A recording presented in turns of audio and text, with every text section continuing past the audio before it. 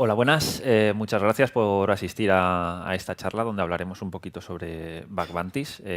Muchas gracias a Codemotion por darme la oportunidad de hablar aquí en uno de mis hogares, porque RootedCon, que es uno de los congresos de seguridad que hacemos en España, lo celebramos aquí también en Kinépolis, así que es como estar en casa. ¿Alguno de vosotros ha oído hablar de los bug bounties? Muy bien. Por lo menos estamos mejorando en eso, porque hace unos años nadie tenía el conocimiento qué se podía hacer o cuáles eran los beneficios que podían aportar o los problemas que te podían causar en una empresa. Básicamente, dos cosas que producen los bug bounties es hackers ricos y empresas arruinadas, si no lo llevan de manera acorde. Con lo cual, pero antes de ir a eso, vamos a presentarme. Yo cuando digo que soy hacker, soy Omar Benboaza, hacker, la gente se piensa que más o menos soy una cosa así, ¿no? Que no tengo amigos, que duermo en un cuarto o en la caseta del perro, ¿no? Pero en la realidad soy alguien un poquito más normal, tengo vida social también, tengo un recorrido en la profesión de la informática, llevo 15 años en el campo.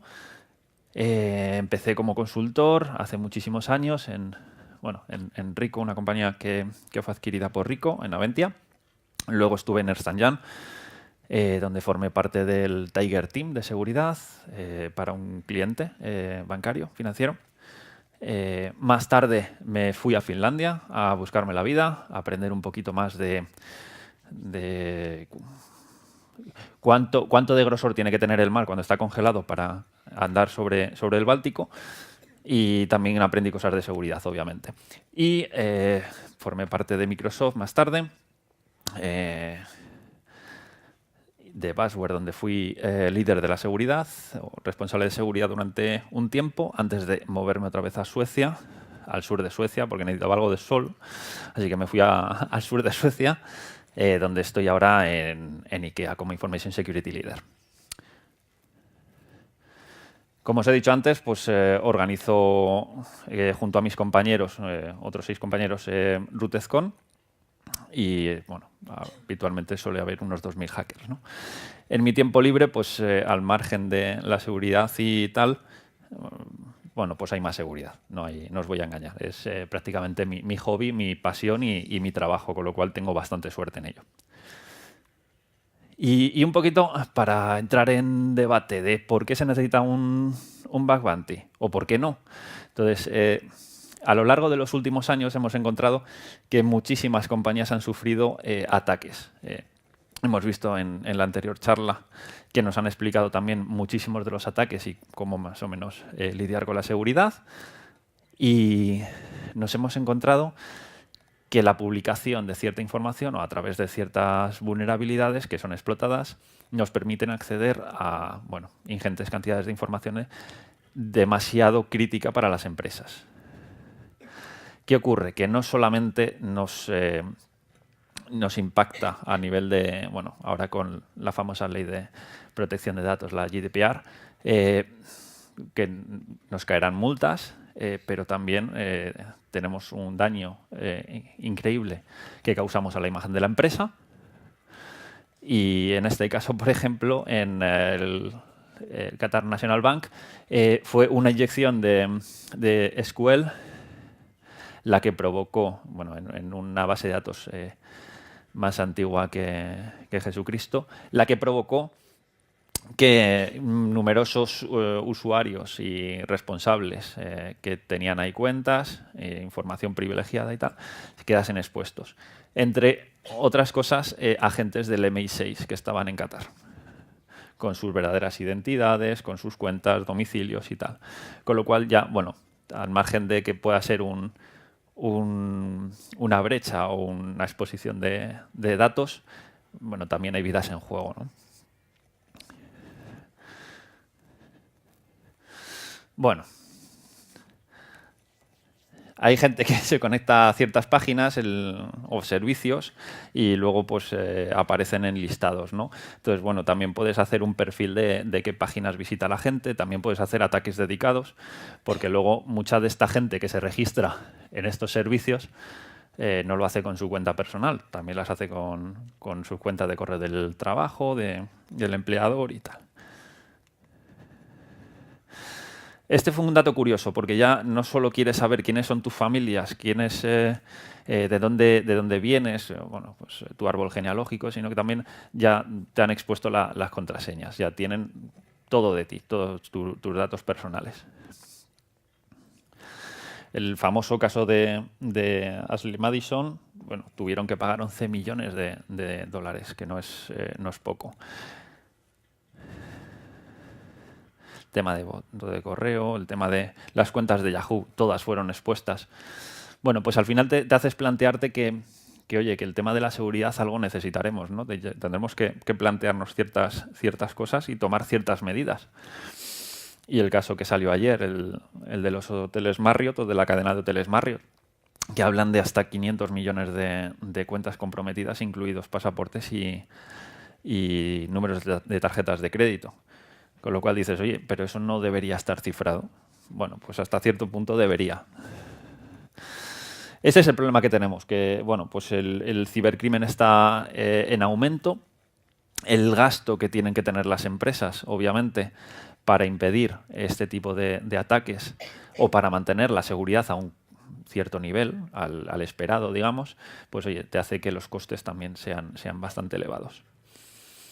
La infraestructura cada día es más complicada. Ahora estamos que si la nube, pero es que hay muchas empresas que además de la nube siguen teniendo legacy, siguen teniendo servidores debajo de una mesa y muchas de ellas ni siquiera lo saben. Es decir, hubo un proyecto que se cerró o estaba en fase de beta, los empleados se fueron de la empresa y todavía hay un servidor conectado a Internet que, por supuesto, no ha sido actualizado porque nadie sabe ni que existe y que lo tienes ahí. Bueno, suele ocurrir, sobre todo en empresas grandes. Y, bueno, que no siempre tienes a los mejores. Últimamente salen las noticias de, bueno, falta talento en España. Mentira, no os lo creáis. Talento hay de sobra. El problema es que no lo pagan. Entonces la gente se va afuera y a buscarse la vida, ¿no? Pero es cierto que no puedes tener siempre a los mejores. Es decir, tener a los mejores supone tener un desembolso bastante alto. Entonces, bueno, pues puedes contratar a third parties, puedes contratar a consultores, tal. Pero al final, bueno, si no quieres dejarte un buen dineral, pues no vas a tener a los top. De aquí recomiendo a las empresas que contraten a los top, porque así evitarán muchos problemas. ¿Y qué ocurre si dices, bueno, pues hago lo básico, ¿no? Hago, pues sí, la contraseña que tenga 8 dígitos y poco más. Bueno, da igual lo que hagas, ¿no? Si no tomas las medidas suficientes, te va a pasar esto, ¿sabes? Que pones una barrera y, bueno, como el que oye llover, pero bueno. ¿Qué es lo que podemos hacer? Bueno, pues hay muchísimas a la hora de, digamos, de contrarrestar las amenazas o los posibles hackeos que podamos sufrir las empresas. Hay muchas cosas que se pueden hacer. Primero, tener un departamento de seguridad, que no todas las empresas tienen. Realizar actividades de pentesting. Comportarte como si fueses un hacker, es decir, o contratar a una empresa externa o a tu equipo de seguridad para realizar exactamente lo mismo que haría un hacker. Intentar entrar hasta la cocina. Luego, compliance.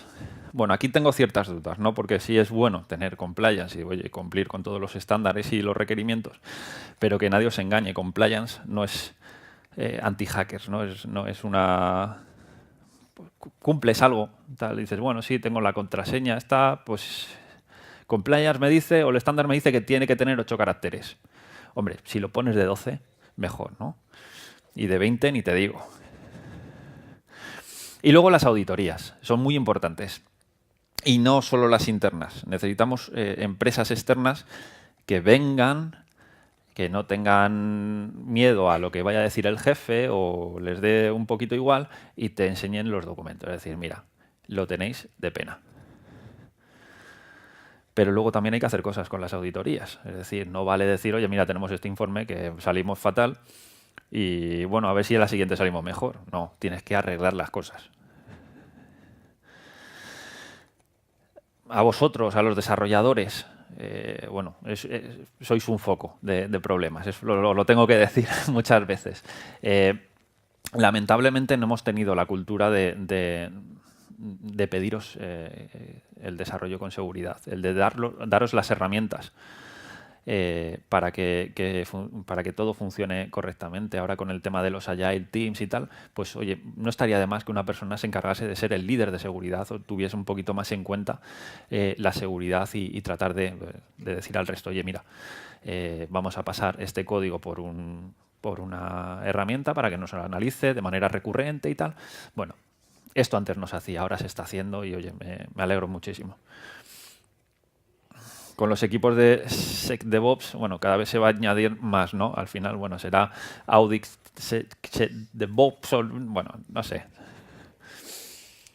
Y bueno, la comunidad hacker. La comunidad hacker, pues al final, que los hay malos, pero también los hay buena gente y que te van a ayudar. Es decir, ¿cuántos de vosotros habéis encontrado algún error en alguna aplicación o en alguna web y habéis contactado con el equipo de...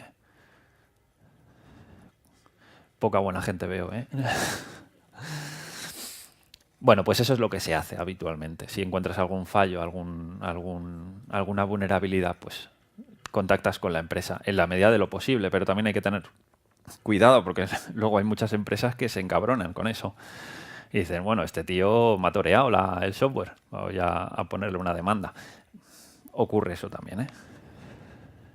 Entonces, para eso es necesario tener pues, un Responsible Disclosure Program o un Bug Bounty Program. ¿Cuál es la diferencia?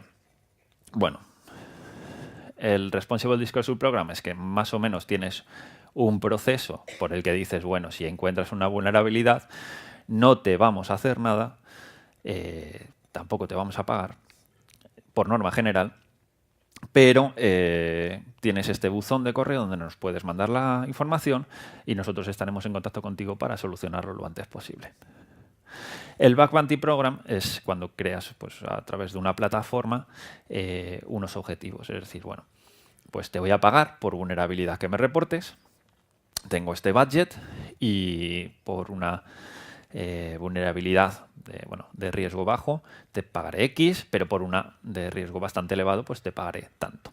Es la mayor diferencia entre ambos. Con el Responsible Disclosure Program no siempre hay que pagar o no se suele pagar y con el Bug Bounty sí. ¿Y por qué el tema de pagar? Es muy importante porque hay un movimiento, o hubo un movimiento, que sigue todavía, que es el No More Free Bugs, que aparece en Twitter mucho y aparecen en muchísimos sitios con banderolas y tal, y muchísimas pegatinas que no están dispuestos, la gente no está dispuesto a perder su tiempo, que puede estar viendo una serie o leyendo un libro, para reportar una vulnerabilidad que al final la empresa le va a causar más problemas al individuo y encima no le van a aportar absolutamente nada. Por eso sí que sí que defiendo bastante el tema de que hay que pagar por cada vulnerabilidad. Hay que pagar por el tiempo que la gente invierte en descubrir y en reventarte los sistemas, básicamente.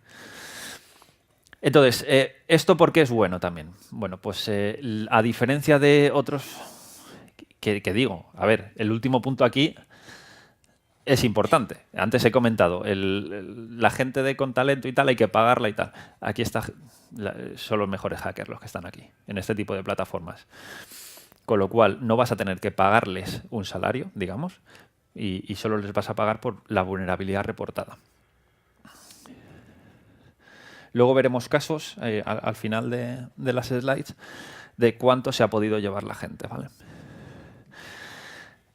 Es algo sencillo de montar y flexible a la hora de decir, bueno, pues tenemos 10.000 euros que necesitamos para implementar algo más de seguridad. Y siempre recomiendo hacer el pentest antes, ¿vale? O sea, porque si no vas a perder todo tu dinero en 3 horas, o incluso menos. Hubo un caso que era el de Shopify, que lo vendieron como un caso de éxito, porque encontraron muchísimas vulnerabilidades. El problema es que básicamente era la misma vulnerabilidad repetida en distintas URLs y un tío se levantó en una misma tarde 100 y pico mil euros. Eso lo vendieron como un caso de éxito. Para mí es un fracaso.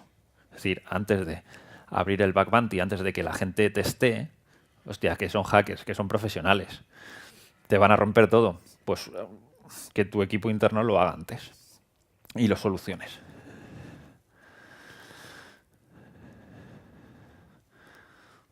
Más o menos eso contaste ya. Así que... Bueno, los pasos.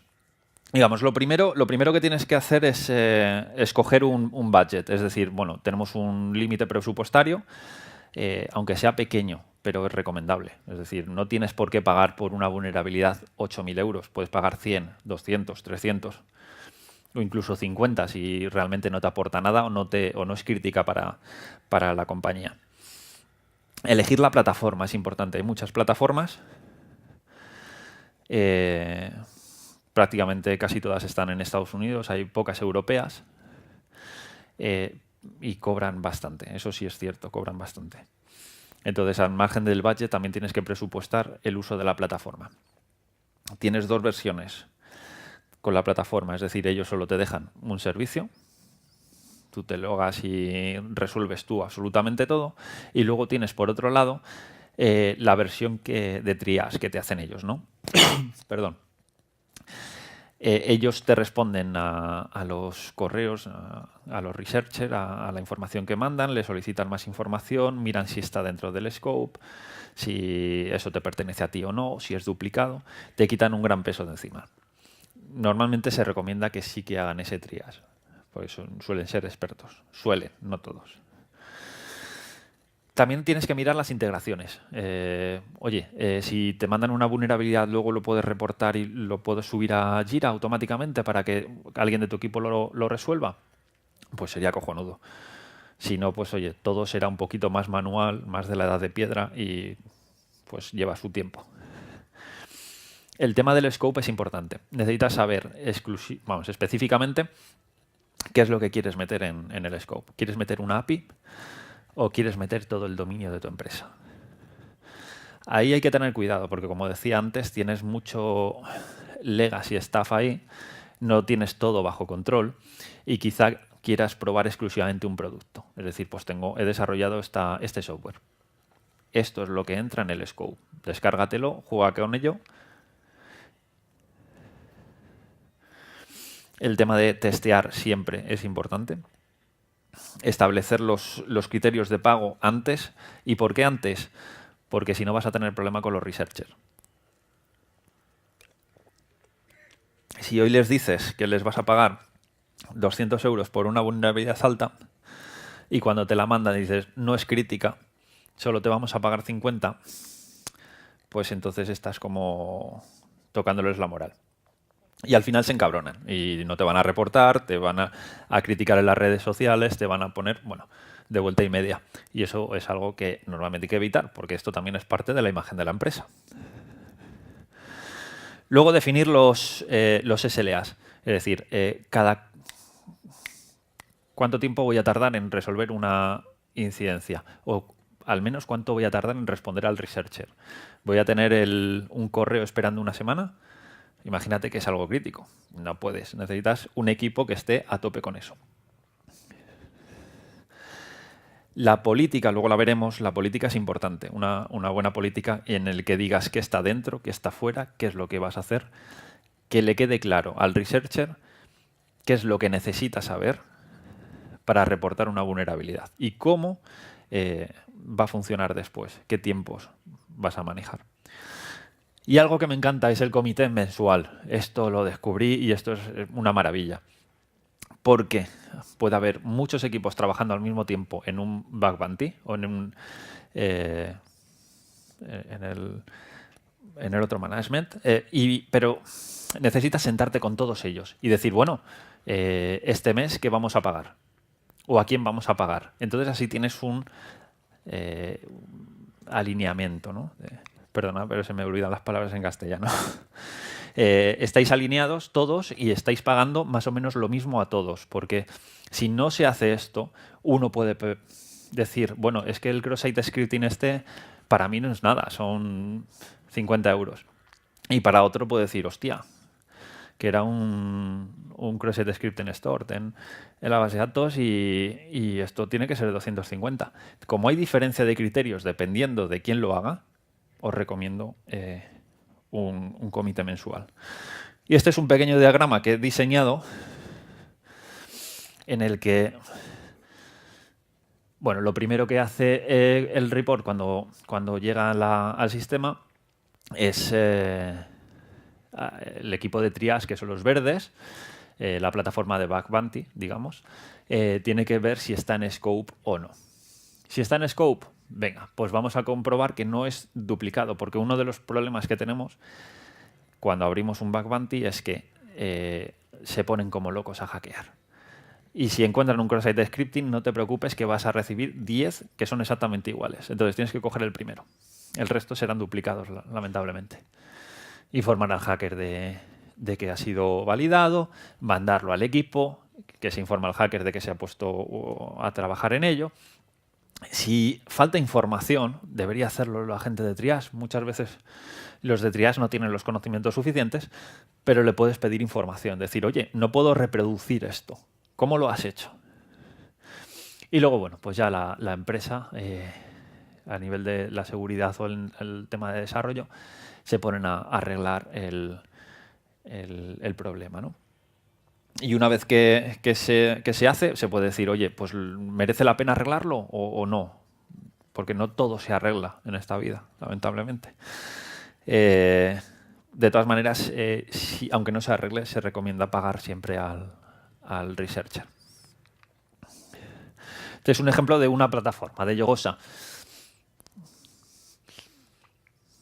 En este caso se pagan 50 por low y un máximo de 1000. Luego esto al final lo puedes hacer más o menos como tú desees, ¿no? Que digas, hostia, es que me ha sacado toda la base de datos de los usuarios con las contraseñas en claro. No son 1000, le voy a dar 2500, que se lo ha currado. Entonces ya depende de la empresa siempre. Y también teniendo un ojo en el budget. Los targets tienen que ser claros y concisos. Aquí es, bueno, toda la web. Todo ese subdominio, el beta-yogosa.com. Y las vulnerabilidades que se aceptan. Es decir, todo lo que no sea eso no entra dentro del scope, no se va a pagar. Con lo cual, oye, este es un ejemplo de lo que hemos puesto en IKEA, no sé si lo veis bien. También las soluciones en scope, lo que entra, lo que no entra. Tratar de escribir al máximo para que luego el researcher no diga, joder, es que eso no me lo habíais dicho antes. Es que me he dedicado aquí el tiempo, tal, creía esto. Y paciencia, porque necesitaréis paciencia con los researchers. Los jugadores de esta liga. Ya casi todas las grandes empresas están. Mira, hasta Yahoo, que ha aprendido. Prácticamente están en temas diga, el top 100 estadounidense, yo creo que están prácticamente todas. O sea, bueno, quizá Tesla. Tesla me parece que lleva la suya propia. Luego tienes también otros jugadores, que son las plataformas. He puesto unas de las más conocidas. Por preferencia, las primeras de cada zona, ¿vale? Yogosa a nivel europeo y HackerOne a nivel estadounidense. Y las divido por un sencillo motivo. Ya sabéis que los hackers somos un poquito paranoicos. Solo un poco. Y a mí el tema de que las vulnerabilidades se reporten a una plataforma que está en Estados Unidos, que está por norma general, porque todas están montadas por ex NSA, que ya sabéis, eso, uno cuando es espía no deja de serlo en la vida, y que además tienen que cumplir con la Patriot Act, digo, hostia, pues me siento un poco incómodo aquí de que puede llegar a Estados Unidos y decir, oye, dame las vulnerabilidades de esta empresa. Para nada, hombre, para echar un vistazo. Pues eso me raya un poco. Entonces, bueno, prefiero siempre el tema europeo cuando se trata de eso. Aquí podéis ver a este lado más o menos las empresas que montan el tema de los bug bounties y ahí donde se va el dinero. Hay que recalcar que India es uno de los países con mejores y más hackers. Se llevan la palma. tanto India como Pakistán. Las herramientas que utilizan, básicamente automatizado. Barb Suite es lo que más se utiliza, también se utiliza Kubernetes, se utilizan un mogollón de web proxies, pero cabe destacar la cantidad de gente que hace sus propias herramientas, sus propios scripts para correr a lo largo de la web o de las APIs y detectar la vulnerabilidad. Hay un montón de foros donde se comparten este tipo de tools por si alguien está interesado. Y este es el target. Prácticamente el 70% o 70 y algo son las webs. Pero ojo, las APIs. Estos son datos del report de HackerOne de 2018. Bueno, ¿y qué se hace habitualmente? Bueno, pues se centran habitualmente en OWASP. OWASP son el top 10, son las 10 vulnerabilidades más importantes o que se han considerado por esta organización, por la Open Web Application Security Project o algo así. Bueno, se centran normalmente porque estas aplicaciones, estas soluciones o estos escáneres que os he comentado antes tienen también la configuración. Es decir, ¿qué es lo que quieres buscar? Pues yo me quiero centrar en el OWASP Top 10. Ya está. Que es lo que más o menos las empresas tienen el foco habitualmente en el scope. Y bueno, pues tienes la inyección, tienes mala configuración de la seguridad, los cross-site scripting. Ese es el máximo. Los cross-site scripting es lo que más. Dinero barato. Es fácil. Hay muchas empresas, y esto me molesta bastante, que no incluyen el cross-site scripting como vulnerabilidad. Dicen, no me interesa. Te puedo hacer la púa con un cross-site scripting. Así que no lo quites. Datos expuestos, bueno. Esto, por ejemplo, es un caso obvio, disculpad, de una mala configuración. Dejas el debug con información de las bases de datos, donde están alojadas, nombres de las bases de datos. Bueno. Esto parece que no, porque hay muchas que no incluyen el resto, pero que te incluye la versión. Y dices, solo te dice la versión. Solo te tienes que ir a internet y ver qué vulnerabilidades tiene esa versión. Lo demás viene seguido. O este tipo de información que dices, oye, pues no está del todo mal, ¿no? Podemos hacer algo. Luego la inyección. Este es un formulario web que dices, bueno, pues el sujeto va a ser esta inyección. Y dices, pues te saco los usuarios de la máquina. ¿Qué más tenemos? Los cross-site scripting, por supuesto. Y hay otra. ¿Alguien sabe cuál puede ser la que no está incluida en el OWASP? ¿Más común? ¿No? GitHub. Los repositorios. Esto es un problemón gordo. Y últimamente la gran mayoría de los reports que se reciben, no mayoría, pero un gran número, vienen de gente que dice, subo el código sin malicia, porque lo sube sin malicia. Dices, bueno, estoy de pruebas, luego ya lo subiré al repositorio de la empresa, porque no quiero que vean cómo hago los cambios, que he codificado algo mal y tal. Primero lo hago en el mío. Y bueno, pues pasan estas cosas.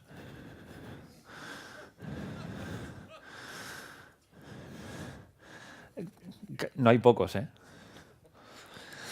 Bueno, el report. ¿Cómo tenemos que hacer un report? ¿Cómo debemos solicitar un report? Bueno, queremos saber... faltan 10 minutos, hostia. Vale. Queremos saber qué es lo que puedes hacer, cómo lo puedes hacer. Queremos también que nos digas cuál es el vector de explotación. Y el CVSS, que luego lo explicaré, es un score que te dice, bueno, pues dependiendo de la criticalidad, de cómo de fácil sea reproducirlo y tal, pues te da un punto del 1 al 10. También quiero que nos digas paso por paso cómo reproducirlo, porque no vale que tú lo hagas y luego digamos, joder, ¿y este tío cómo ha sacado esto? Si no sabemos, no encontramos. Entonces, si nos puedes pasar un paquete de información de un backup, una captura, nos puedes pasar hasta un vídeo, todo será bienvenido. Pero ojo, luego hay empresas que te dicen, Bueno, y dime cómo solucionarlo.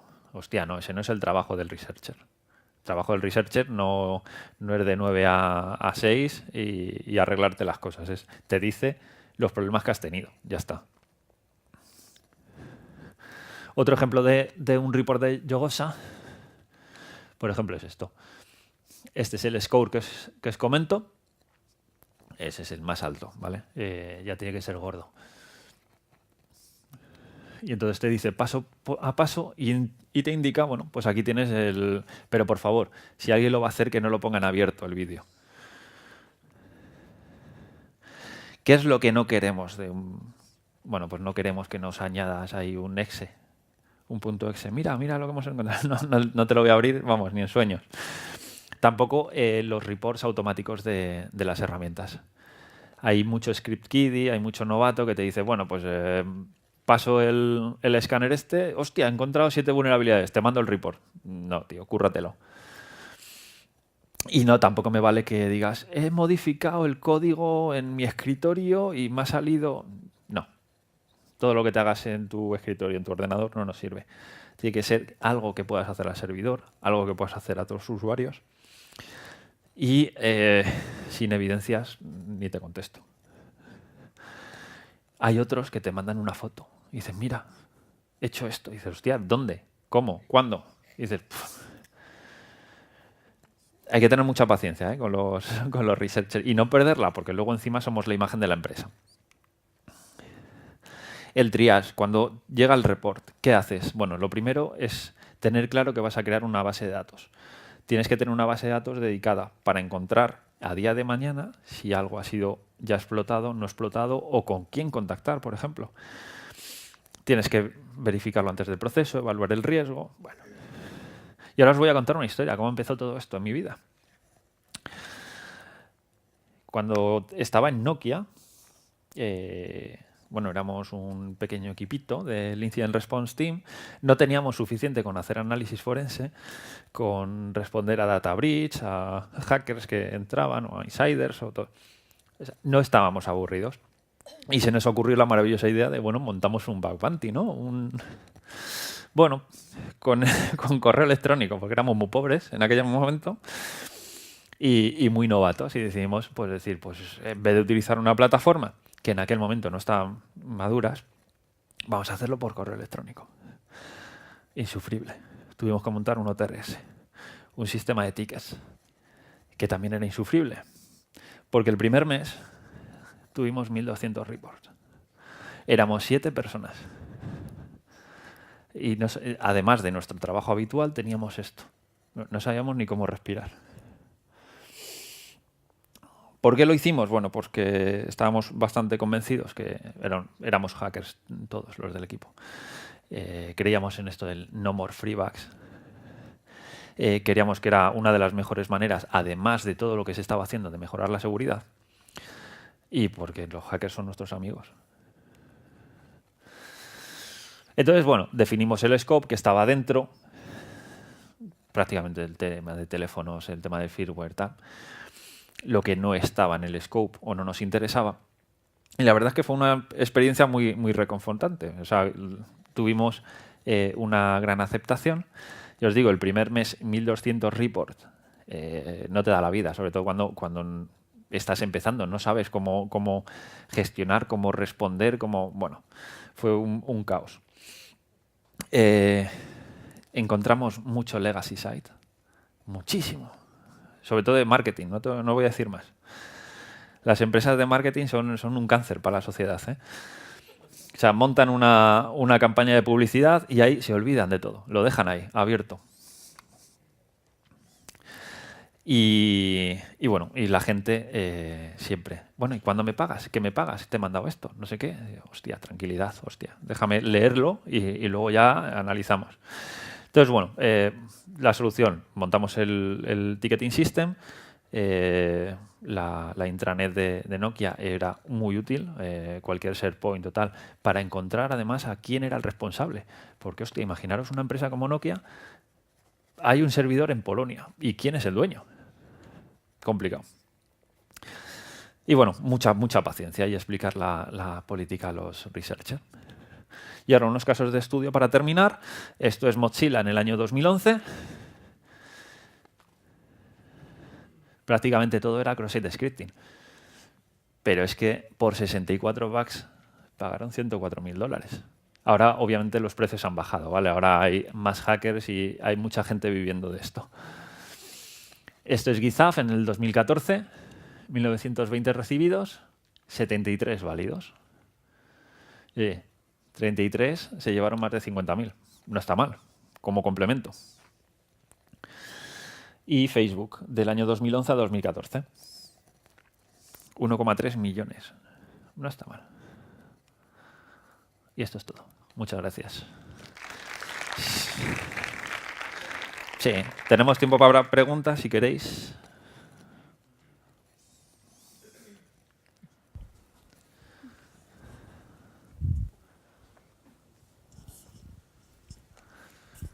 Vale. Bueno, felicidades por tu charla, Omar.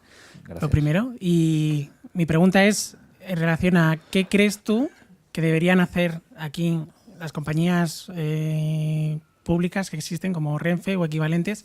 Sabes que a los hackers a lo mejor les da miedo reportarles algo porque de repente aparece la fiscalía y decide interponer algún cargo contra ellos, ¿no? Para que vayan a juicio y demás. Hay varios casos, por ejemplo, con Renfe, pero bueno, yo creo que hay otros ejemplos. Entonces, ¿qué crees tú que debería cambiar? No sé si es a nivel de leyes, no sé si la Fiscalía cuando reciba algo así debería obviar esos casos, no sé si las compañías simplemente deberían tener un bug bounty, ellas mismas, ¿no? Renfe o equivalentes. ¿Qué crees tú que se debería hacer en esos casos para que no nos dé miedo reportar las cosas que encontramos? Pues mira, yo aquí veo 3 cosas importantes. La primera sería cambiar la ley. Es decir, si alguien te reporta y no haces nada, multo a la empresa, no multo al researcher. Eso es algo fundamental, que no se está haciendo y no es el motivo. No se está castigando a las empresas por tener agujeros de seguridad en empresas como Renfe, por favor. Luego, por otro lado, bueno, Renfe está así porque posiblemente no lleven los pentest ni nada de seguridad de manera correcta. O es tan grande, pero hay empresas mucho más grandes que no lo hacen del todo mal. O sea, destina dinero, destina recursos a la seguridad. Y por otro lado, oye, sí, la opción de abrir un bug bounty o un Responsible Disclosure Program. Si hables un Responsible Disclosure Program, no vas a perseguir legalmente al researcher. Obviamente el researcher no puede decir, pues mira, me he descargado la base de datos y mira, la puedes encontrar en Pastebin. Porque no, eso, obviamente no estamos esperando eso. Pero es una combinación de esas 3 cosas. Muchas gracias. ¿Más preguntas? Hola. Un poco en relación a lo que te acaban de preguntar, ¿hay ejemplos que se puedan contar de empresas privadas con un programa de bugs propio, interno? Por ejemplo, lo que has comentado de Tesla. Y en este caso, ¿qué plataformas usan? ¿Las mismas que para el público? Hay algunas que utilizan plataformas privadas propias, como Nokia la utilizábamos, y creo que Nokia sigue haciendo algo parecido. Ellos no están utilizando una plataforma externa. Microsoft está utilizando la suya propia, aunque tiene ciertos productos en HackerOne. Y que ahora mismo está con Zerocopter, por ejemplo. Es decir, al final es más fácil. ¿Por qué? Porque los hackers o los researchers están registrados en esas plataformas. Y luego, algo que no comenté y se me ha olvidado es que tú puedes tener un bug bounty privado. Es decir, tú puedes tener un responsible disclosure, es decir, no pago por norma general, pero a ciertos hackers, a los top, les invito a probar mi nueva solución. Y ahí sí que voy a pagar. Entonces, es mucho más cómodo y fácil hacerlo con una plataforma. Vale, gracias. Y te lo digo, más fácil que con el correo electrónico y OTRS. Eso. ¿Vale más?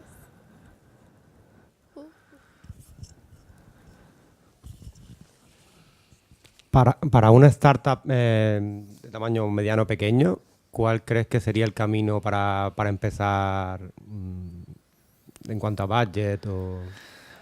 Mira, si no tienes un budget amplio, te recomiendo hacer un responsible disclosure. Es decir, este es mi correo, security @ lo que sea, y nos lo mandas internamente. Puedes hacer lo mismo, puedes hacer una política de Responsible Disclosure, una policy. Es decir, esto es lo que está incluido, esto es lo que no está incluido. No te vamos a pagar a priori, pero no sé, en Nokia, por ejemplo, no pagábamos porque era un Responsible Disclosure Program, pero dábamos teléfonos. Como nos sobraban, pues dábamos teléfonos. Es decir, ¿qué puedes hacer tú? No sé de qué será la empresa, pero si es una empresa, imagínate, por ejemplo, Spotify, en vez de dar dinero, lo que podría hacer es suscripciones. Pues te regalo una suscripción de 1 año, o de 6 meses, es decir, siempre hay algo que puedes...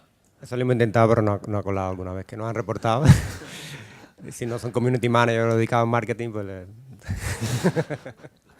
Complicado. Gracias. Yo tengo una pregunta que es más una curiosidad, que es si dedicándote a esto full time, supongo que muchas veces querrás consumir un servicio, querrás comprar algo y verás, oye, pues tiene alguna vulnerabilidad, tal. Y yo ahí tengo curiosidad en cómo llevas la moralidad esa de aprovecharte o reportarlo si piensas que tiene Se acaba el sentido. tiempo, lo siento, hasta luego. No, a ver, hay de todo. Puedes no contestar, ¿eh? No, Asumiremos sí, no, que yo contesto, sí. yo contesto. A ver, soy bastante ético y soy bastante moral en ese sentido. Es decir, no me gustaría que me lo hiciesen a mí. Y reporto. Reporto. Siempre. Bien. Hay gente Gracias. que no, ¿eh? Gracias. Hombre. Vale, ya. Tenemos preguntas. Muchas gracias.